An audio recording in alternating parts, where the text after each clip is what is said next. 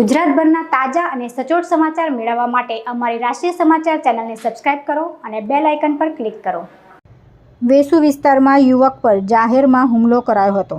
લગ્નમાં આમંત્રણ નથી તો પણ કેમ આવ્યો તેવું કહેતા ચપ્પુના ઘા ઝીકી દેવાયા હતા। હુમલાખોર ચિરાગ પેટે નીરજ પટેલ અને અન્ય લોકો પર ચપ્પુથી હુમલો કર્યો હતો। સમગ્ર હુમલાની ઘટના સીસીટીવીમાં કેદ થઈ હતી, જેના આધારે પોલીસે આગળની કાર્યવાહી હાથ ધરી છે। વેસુ પોલીસે હુમલાખોર ચિરાગ પટેલની ધરપકડ કરી છે, જેની તપાસમાં ચિરાગ પટેલ અગાઉ પણ પોલીસકર્મી પર હુમલો કરી ચૂક્યો હોવાનો ગુનાહિત ઇતિહાસ સામે આવ્યો છે।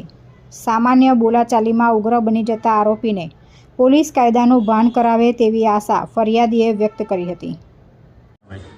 જી ગઈ તારીખ 16/2/2024ના રોજ વેસુ પરથાળા ગામમાં ગિયા શેરીમાં એક લગ્ન પ્રસંગની રસમ બાબતે કેટલાક માણસો ભેગા થયેલા હતા।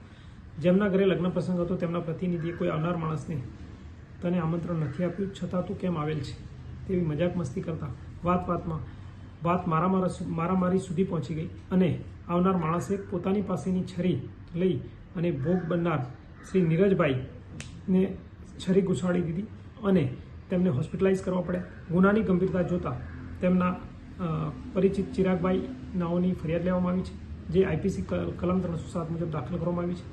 આરોપીને અટક કરવામાં આવેલ છે અને આરોપીના આજ રોજ રિમાન્ડ પણ લેવા માટેની તજવીજ કરવામાં આવેલ છે।